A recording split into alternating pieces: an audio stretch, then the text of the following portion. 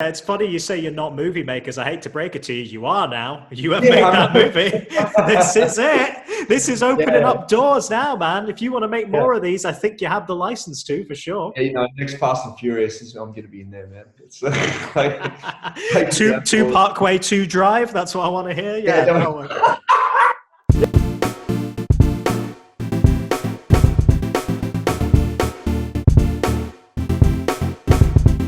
Hey guys, James Wilson Taylor here for Rock Sound with another of our video calls. We are catching up with everybody while we're all stuck at home. I'm delighted to say from Parkway Drive, Winston's on the line. How are you, man?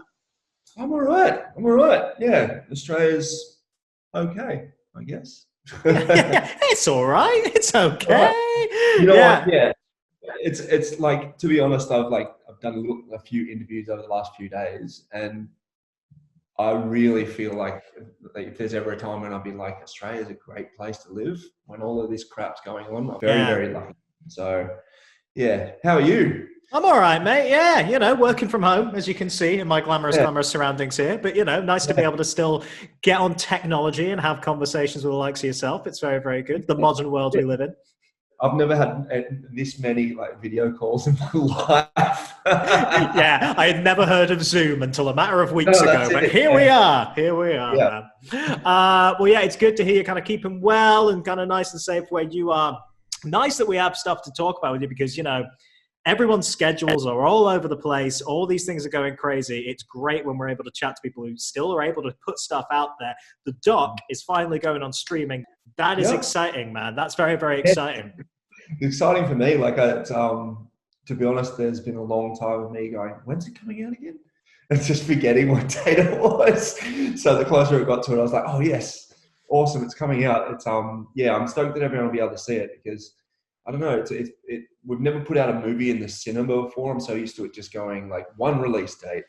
Everyone's seen it or everyone's heard it at that point in time, but like showing it once, like for a little run in the cinema and then it disappearing again. I kind of forgot the fact that most people haven't even seen the damn thing yet.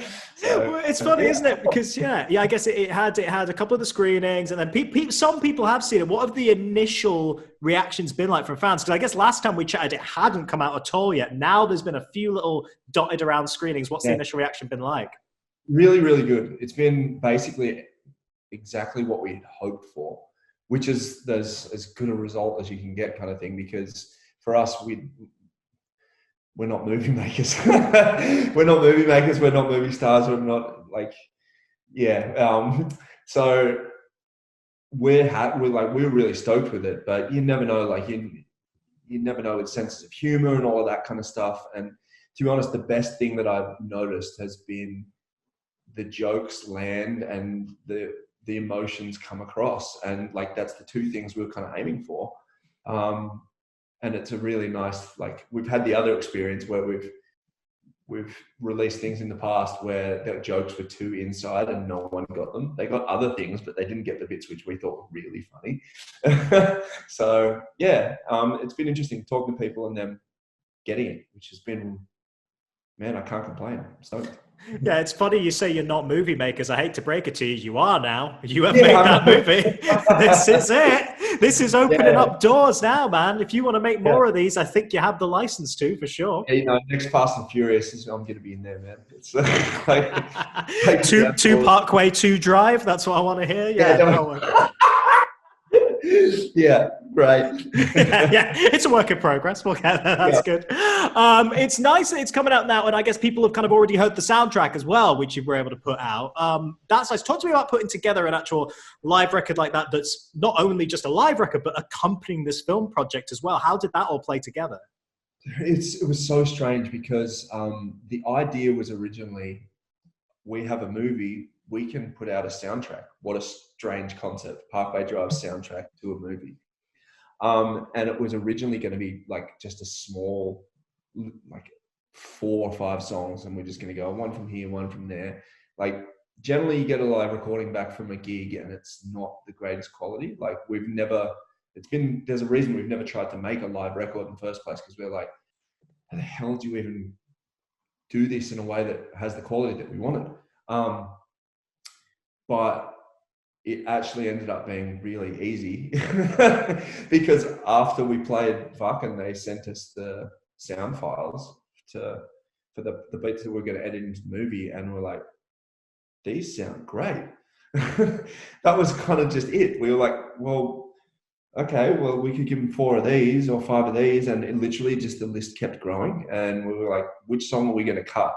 Like, what are we going to cut? We're like, basically, we'll just give everything that is as live as it gets and is usable, and we'll just go, here, this is it. Like, this kind of makes sense. So you don't get the full set on the actual movie itself in the first place, so you may as well give it to them on a soundtrack. So yeah, nice to be able to have both sides of that kind of coming together as a complete package, I suppose. Yeah, it's really, really cool. Like, I think it's the most complete like piece of Parkway work that we've kind of put out, and it was very strange how it all just kind of happened.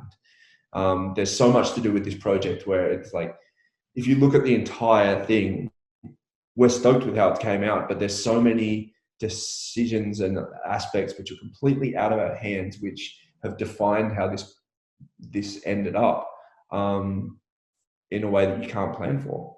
Like, you can't plan to fail and you don't hope to fail, but to be honest, like, some of the most compelling parts and the most honest parts of the movie are the bits where you get to see the failures. And then we have the success parts. Like, we could have, for all we know, Wacken could have sucked. Like, we could have blown it. Like, we really could have blown it, and it could have been the worst show we've ever played, and we ended up with it being the other way around. So it's just really neat that these things kind of happen in the way they do. So, yeah.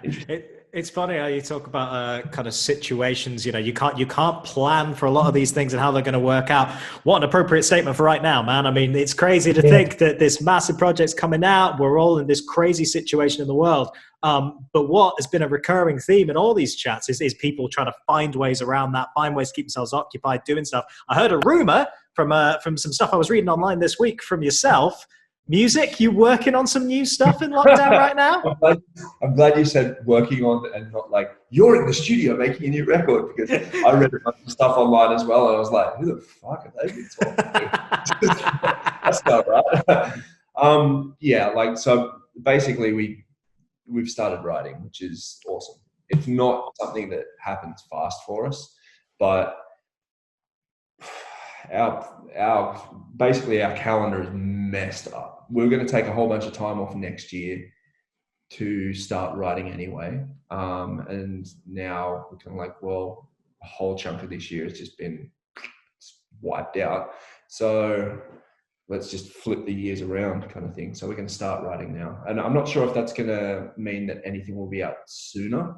I probably doubt it, but it definitely means that we're active, which is really, really cool. Like, it's fun so far. It's a challenge, but it's fun. Like, it's nice to know that there's a lot of gas in the tank and there is a lot of fire to go along with it, which is really, really cool. Like, at this initial stage, you always hope the passion is still there.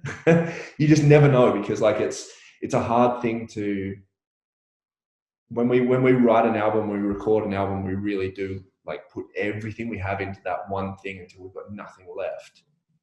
And you just hope it comes back. Because like, we always walk out and we're just like, I can't imagine ever writing another song in my entire life. That's all the ideas we have at this point in time there. And you hope that like the spark comes back. And it's been fun. Like, it's been fun because lots of sparks. Lots of sparks. That's good to hear. Yeah, and it's nice to like, to be honest, to have a forced period of, I'm not going to say relaxation, but we can't do anything other than this right now. Yeah, you've got to find ways to occupy yourself. And if you're able to be in a situation where you can start writing music again, you're feeling that creative impulse, that's fantastic. Yeah, it is. So it's great. And it comes with like, to be honest, generally, like, even when we do have time off to write music, you still have, especially with the way we operate, like, yeah, it's writing time, but we're also planning for the next 3 tours, and also working on production, and we're also working on management, and this and that and this and that. So there's always another wheel turning.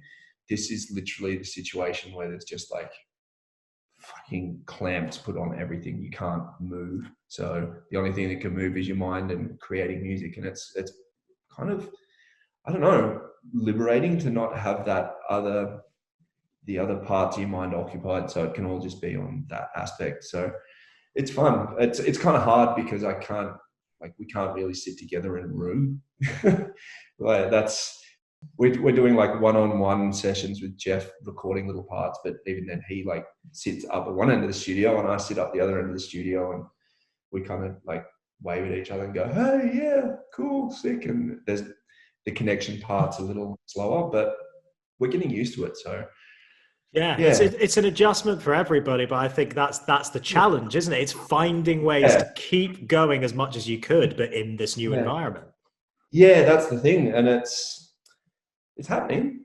And I enjoy the slower pace, to be honest, but it's it's all a bit weird, isn't it? It is all a bit weird. I really miss gigging. Like I really do miss playing. Like we had a bunch of time off before this. We played 3 festival shows in Australia since festival season last year, and that was all we'd done. We had like 4 months off, 3 gigs, 5 months off or something, which is insane amount of time for us to have off. I was like, here we go. Like, this is going to be the biggest tour of our life. Like, we're supposed to be playing Wembley a couple of nights ago, and instead I'm sitting there in my pajamas. And that's it's like, to be honest, I'm not cursing it and just going, damn, we should be there. It's just I miss that connection of being on stage and performing. So, no, of course. Yeah. I think you're far from the first person to have said that when we've been having these chats, of course. And I guess the good thing we've all been focusing on and remembering is that whenever it is, we're going to get back there. I mean, it will happen again. And I get this feeling that the longer we're like confined, the more that we appreciate what we had and what we have.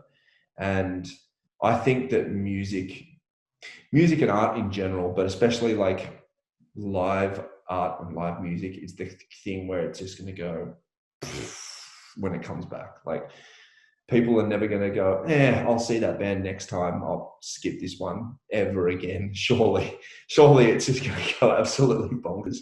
So I know that's the change in me. Like, there's been so many things that have just been going, why didn't we just do that? Why didn't we just go to that gig? Why didn't we just go to that place? Let's do this and do that. Yeah, time for reflection, I guess. Yeah, a little bit. Well, that first Parkway show back, I just know you're going to have flames the size of skyscrapers, and it's going to just... Yeah, I'm going to be on fire the whole time. Just put me on the stage. Of course, that's how we take it to the next level. We set you on fire. That's the one, man. Yeah. Yeah, waiting for that one. In terms of like moving forward then, because it's great you're able to keep writing and all that stuff. I guess the other thing we've been talking to loads of people about is trying to maintain that connection with fans when you can't get out on stage in that way. And obviously it's never going to be exactly the same, but we see people trying, whether it's a live stream gig or people trying loads of kind of different stuff. Have you guys been talking about any ideas you maybe want to try out online in this weird time? We've been doing like Q&A here and there, like on our Instagram live. We're not the most extroverted band in the first place in terms of, I guess, interaction in general. Mainly, it's more down to the fact that I think the passion that we have is for the music and the connection through the artwork and stuff of what we actually create. And I think there's only so much that people want to hear me just talking crap. We're not the most interesting people. It's like, what have you been up to? Well, hang out with the cat today, did a bit of gardening, mowed the lawn. That's kind of about it. So I think we're rapidly running out of things to discuss, even with relevancy in terms of what the band's up to. So I mean, you say that you're dropping a movie, dude. I mean, come on. I know that, but that's the thing. I think we'll probably do something after that comes out. I'm really interested in talking to people about like things that spark conversation, especially because I think I don't know. I enjoy the idea of when I do have a conversation with fans of them getting something that is of substance and that is illuminating to them in some way, shape or form, rather than just necessarily, mowed the lawn today. What's your favorite record? I'm like, fuck, like you talk about something a little deeper than that. Sweet, I get that you're excited, but hit me with something I'm not expecting. And yeah, like putting out a movie is the kind of thing where like, I think there's stuff in there that people if you haven't seen it, you probably haven't seen us like that before. So maybe perspective shifting. I don't know. It's exciting, man. It's exciting, and it's exciting to see what you guys come up with next. And yeah, you know, I've been saying this for everybody, but I look forward to doing this face-to-face again at some point and seeing you back over here for some big shows and all that good stuff, man. Face-to-face next week. I'll let you know what I ate in the last 7 days. Show you the lawn I mowed. It's going to be sick. I mean, you promised me before we started, I'm going to see that Lego you've been working on next time. That's what I want. You have no idea. All right, Winston. Good to chat to you, man. Really appreciate it. Thank you so much. Have a good one.